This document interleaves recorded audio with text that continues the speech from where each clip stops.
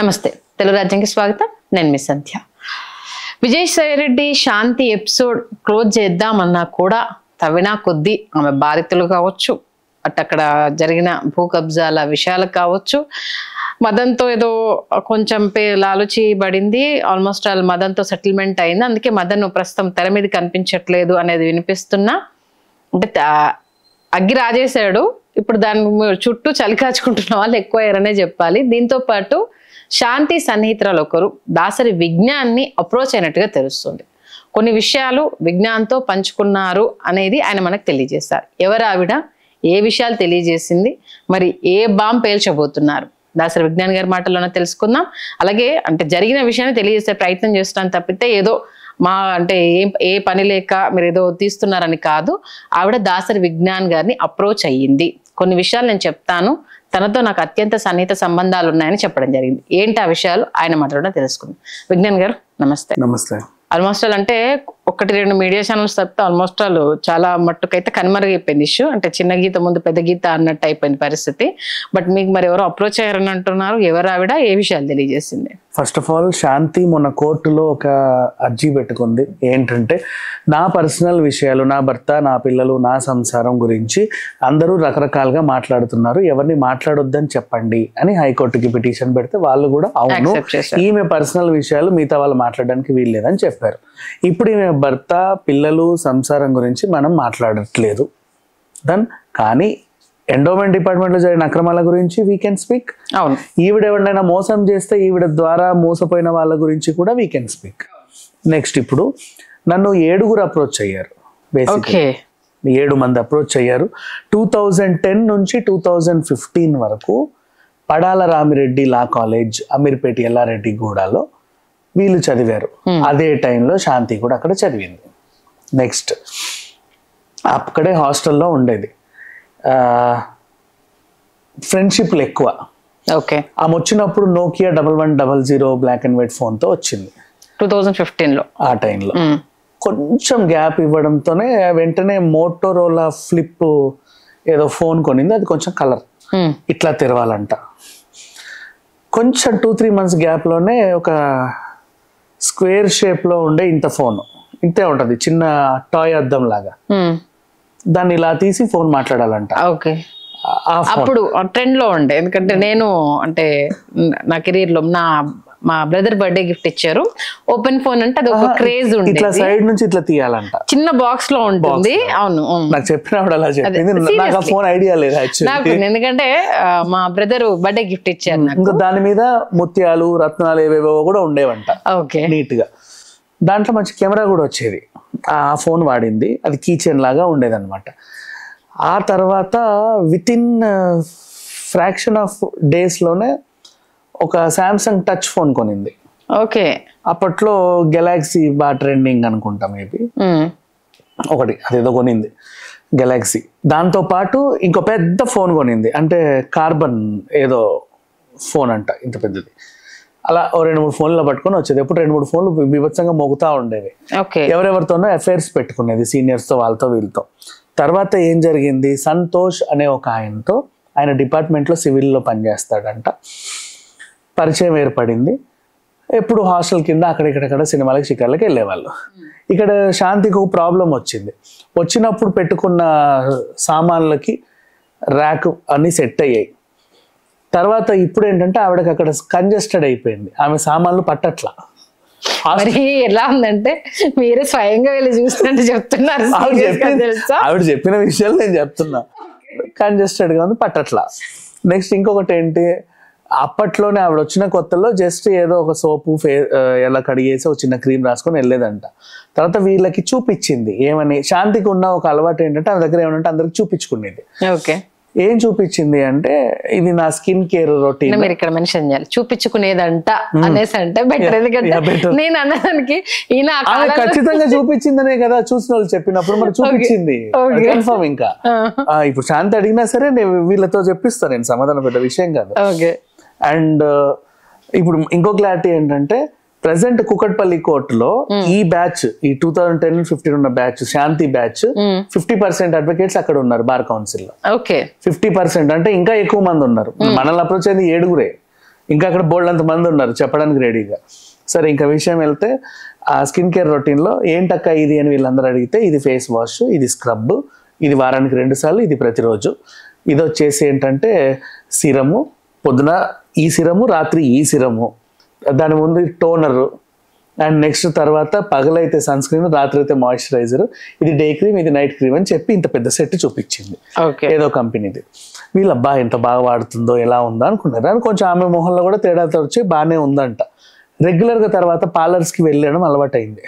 Hair straightening, ఎడ్జెస్కి కలరింగ్లు, ఇలాంటివి. ఆమె యాక్సెసరీస్లోనూ కూడా తేడాలు వచ్చేసాయి, అండ్ ఆమె హ్యాండ్ బ్యాగ్లోనూ తేడాలు వచ్చేసాయి, ఆమె డ్రెస్సింగ్ సెన్స్లోనూ తేడాలు వచ్చేసాయి. నెక్స్ట్ ఇప్పుడు ర్యాక్ సరిపోవట్లా. మరి ఏం చేయాలి? అయితే హాస్టల్ అన్నా షిఫ్ట్ అవ్వాలి, లేదా ఏదైనా రూమ్కి షిఫ్ట్ అవ్వాలి. బెటర్ కదా. ఈ సంతోష్ అనే ఆయనతో జగద్గిరి గుట్ట లోపల ఉషాముల్లపూడి సర్కిల్లో, అంటే ఇప్పుడు ప్రజెంట్ గాజుల రామారం ఏరియా అనుకోండి, ఆ బార్డర్, అక్కడ ఒక 1 BHK ఫ్లాట్ తీసుకుంది ఇల్లు. అది 6,000 అంట అప్పుడు రెంట్. మరి శాంతికి ఏదన్నా ఉంటే అందరికి చూపించుకోవాలి కదా. వీళ్ళందరినీ పిలిచింది, రండి మా ఇంటికి, రండి అని. వీళ్ళందరూ గబగబా వెళ్ళిపోయారు, అక్కేదో చూపిస్తుంది అని చెప్పేసి. అక్కడికి వెళ్ళిన తర్వాత సింగిల్ బెడ్రూమే, neat curtains, washing machine, AC, fridge, double door fridge. అప్పట్లోనే ఒక పెద్ద టీవీ, 40 inches టీవీ. అంటే ఆ టైంలో ఎల్ఈడికి ఆండ్రాయిడ్కి మధ్య అనమాట. అప్పుడే ఆండ్రాయిడ్ టీవీలు వస్తుంటే అందరూ ఎగరబడి కొన్నారు ఆ టైంలో. ఆ రూము ఎంత ఉండేదంటే కేజ్రీవాల్ సెల్ అంత ఉండేది, 14/8 ఎంతో ఇంచుమించు. దానికి యాక్చువల్గా 1/2 ton 1 ton AC, 0.8 ton AC more than enough. మన ఇల్లు సొంత ఇల్లు కాదు కదా, 2 ton ఏసీ పెట్టించుకుందంట. ఇట్లా. అండ్ ఇవన్నీ ఆ లగ్జరీటీస్ అన్నీ చూసి, ఇంకా సామాన్లు అన్నీ బాగా పెరిగాయి, కొత్త శారీస్ అన్నీ కూడా బీరువాళ్ళ నీట్గా ఇట్లా పెట్టేసింది. అవన్నీ వీళ్ళు చూసి బాగా ఆశ్చర్యపోయారు, అబ్బా ఇంత తక్కువ టైంలో భలే సంపాదించిందే ఈవిడ అని చెప్పేసి. నెక్స్ట్ ఏమైంది, శాంతికి ఇప్పుడు చిన్న ప్రాబ్లం వచ్చింది. అన్నీ ఉన్నా కూడా, అంటే అన్నీ ఉన్న అల్లుడి నోట్లో శని అన్నది ఉన్నట్టుగా ఈవిడ ప్రాబ్లం ఏంటంటే, హాస్టల్లో ఉన్నప్పుడే బాగుండేది, ఇక్కడికి వచ్చి ఈవిడకి మానసికంగా కుంగిపోయింది. ఎందుకు? ఇక్కడ ఒకడే సంతోషంతో ఉండాల్సి వస్తుంది. హాస్టల్లో ఉంటే ఎంతమంది సంతోషుల మీద సంతోషులు, ఆ సంతోషాలన్నింటినీ కోల్పోతుంది ఈవిడ. ఒక సంతోషంతోనే ఇంత వస్తే ఈ సంతోషాలతో ఇంకెంత రావచ్చు అని ఆలోచించింది. ఈ సంతోష్ని వదిలేసింది. ఈ సంతోష్ వచ్చి ఏం చెప్పాడు ఈ వీళ్ళకి, నేను చాలా ఖర్చు పెట్టాను కానీ నన్ను ఇలా వదిలేసింది, మరి ఏం చేయని చెప్పండి అంటే, ఆమె అట్లాంటిదని మీకు ముందే చెప్పాను, మీరే అనవసరంగా తీసుకెళ్ళి ఏదో చెప్పెట్టారు, ఇలా జరిగింది.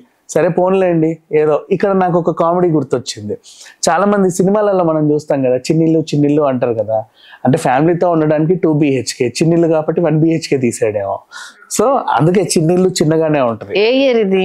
2010 నుంచి 2015 వరకు. అంటే మదన్ మోహన్ ఎంట్రీ కాకముందు. మదన్ మోహన్ ఆల్మోస్ట్ 2011 నుంచి దీంతో ట్రావెల్ అయ్యానని చెప్పారు. అంటే ఆ ఫ్రెండ్షిప్. ఈ రంకుల్లో ఆయన ఒక రంకు. అప్పట్లో ఈ రంకుల్లో వీళ్ళు సీనియర్స్, మదన్ అప్పుడే జూనియర్ అనమాట, జస్ట్ లేతగా వచ్చాడు.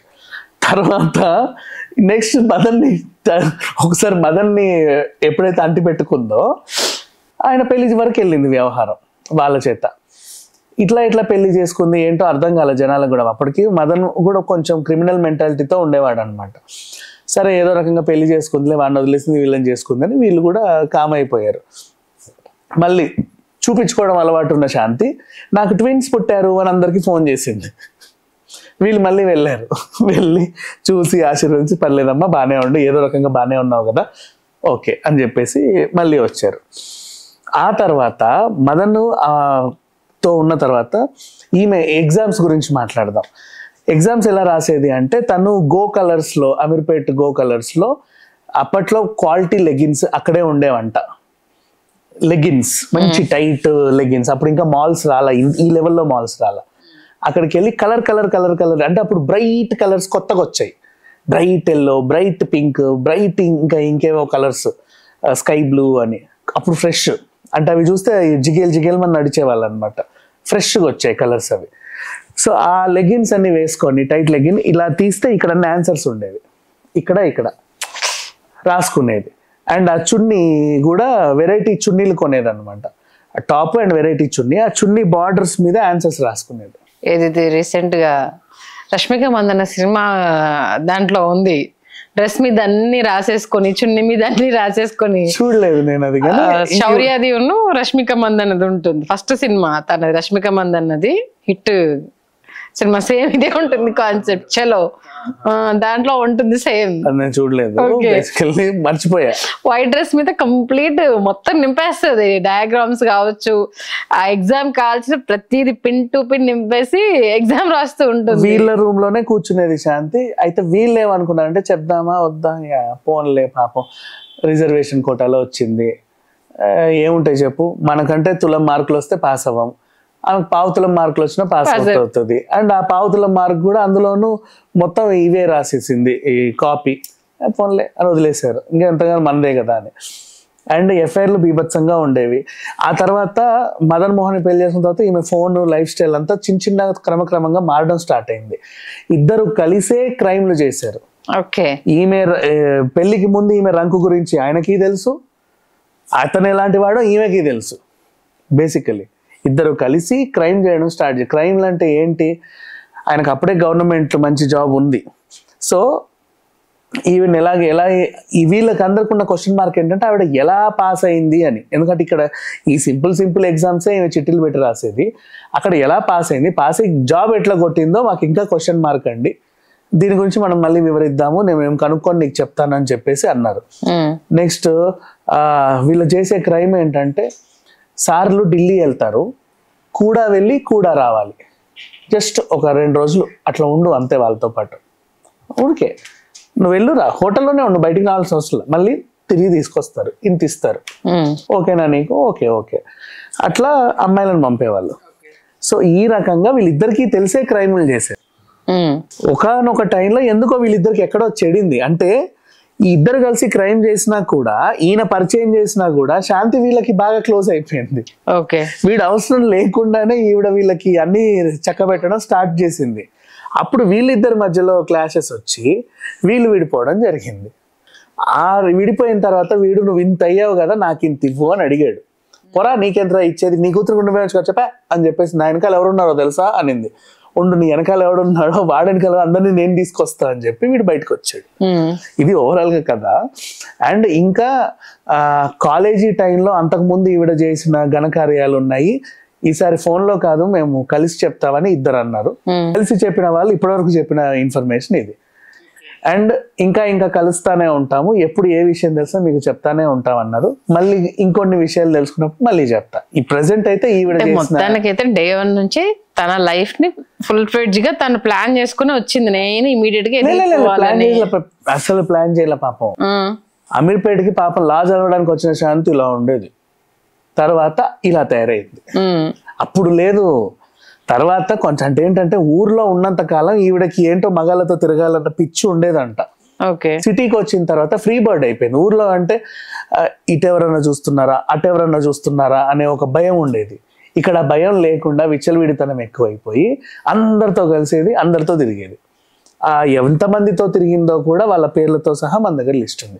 ఇప్పుడు శాంతి ఖండించినా సరే మనం వాళ్ళతో నేను చెప్పడానికి రెడీగా ఉన్నాను. ఓకే, అంటే ఈమెతో అమీర్పేటలో ఉన్న రూమ్మేట్స్, వీళ్ళ లా కాలేజ్ మేట్స్, ఇద్దరు ఒకటే.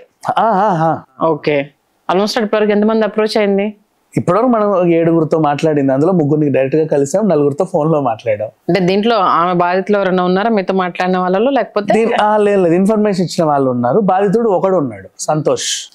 అంటే ఫస్ట్ క్యాండిడేట్ కలిసారు మిమ్మల్ని? సంతోష్ ఒక్కడే బాధితుడు, మిగతా వాళ్ళందరూ కూడా జస్ట్ ఏదో ఈమె బాగోతాలు తెలిసిన వాళ్ళు. ఓకే, అంటే మరి ఆ తర్వాత కంటిన్యూ అయ్యాడా సంతోష్, లేకపోతే అక్కడ వదిలేసింది? సంతోష్ ఎప్పుడో వదిలేసింది. ఇంటికి వెళ్ళిన తర్వాత కొన్నాళ్ళకే. ఓకే, వెళ్ళేంత వరకు ఈమెకు నచ్చింది, అన్ని బాగానే ఉన్నాయి.